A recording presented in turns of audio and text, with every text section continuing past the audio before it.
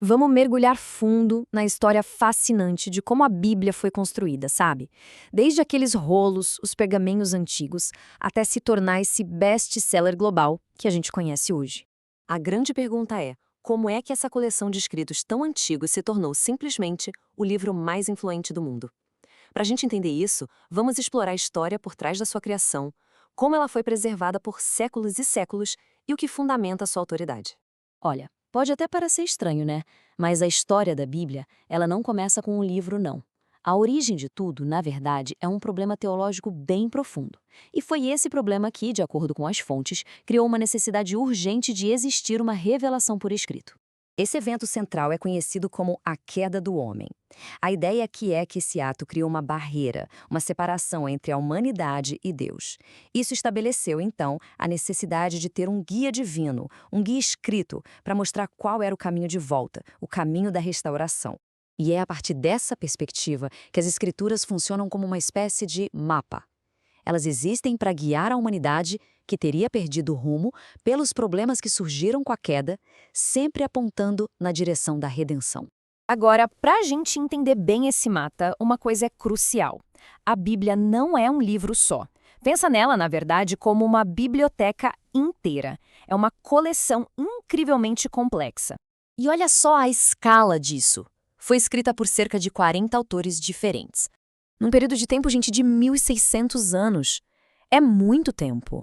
E tudo isso aconteceu ao longo de 3 continentes: Ásia, África e Europa. O que resultou, no final das contas, numa coleção de 66 livros individuais.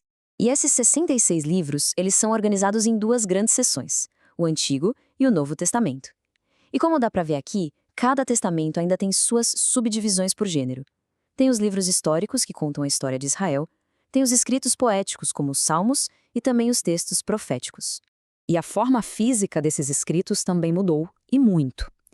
Bem antes do papel e da imprensa, os textos eram escritos com todo cuidado em materiais como o papiro, que vinha de plantas, e o pergaminho, feito de pele de animal. É claro que cada um desses materiais influenciou diretamente o quanto os manuscritos conseguiriam sobreviver ao tempo.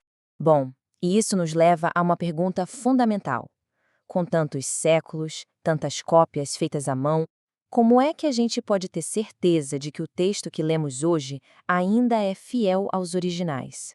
As fontes mostram 2 abordagens bem impressionantes para garantir essa precisão. Para o Antigo Testamento, os escribas, chamados de massoretas, eram de um rigor absurdo. Eles chegavam ao ponto de contar cada letra e cada palavra para ter certeza que a cópia era perfeita. Já com o Novo Testamento, a confiança vem de outro lugar.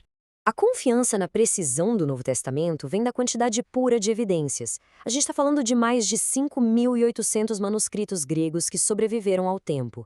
Para qualquer texto da antiguidade, esse é um número assim, simplesmente impressionante.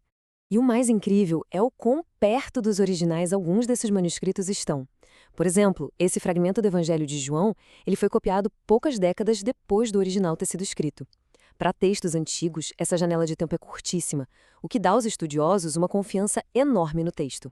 Essa riqueza toda de evidências nos joga direto no centro do debate acadêmico de hoje. Afinal, quais manuscritos são os mais confiáveis? Pois é, essa abundância de manuscritos acaba criando um quebra-cabeça fascinante para os estudiosos.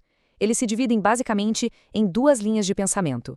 Alguns acreditam que o melhor é confiar num número menor de manuscritos, mas que sejam os mais antigos. Outros já defendem que o ideal é seguir o que a grande maioria dos manuscritos diz, mesmo que eles sejam mais recentes. Então, para decidir qual versão de uma passagem tem mais chance de ser a original, os estudiosos viram quase detetives. Eles se fazem perguntas como: qual versão é mais antiga? Qual se espalhou por mais lugares? Eles também levam em conta a natureza humana, sabe? Tentam pensar se um escriba teria mais tendência a simplificar uma frase difícil ou a adicionar uma explicação. No fim das contas, toda essa jornada, desde a sua origem lá atrás, passando por esses debates acadêmicos super detalhados, tudo isso converge para uma questão central: a alegação da Bíblia de ter uma autoridade divina. E o ponto central dessa autoridade é o conceito teológico da inspiração divina. É a crença de que Deus é o autor supremo que agiu por trás dos escritores humanos. Isso tudo nos deixa com uma última pergunta para reflexão. Quando um texto é visto ao mesmo tempo como divino e como algo preservado por mãos humanas, o que realmente significa ser a palavra final? É exatamente nessa interseção complexa de fé, história e estudo que este livro notável continua a ser definido.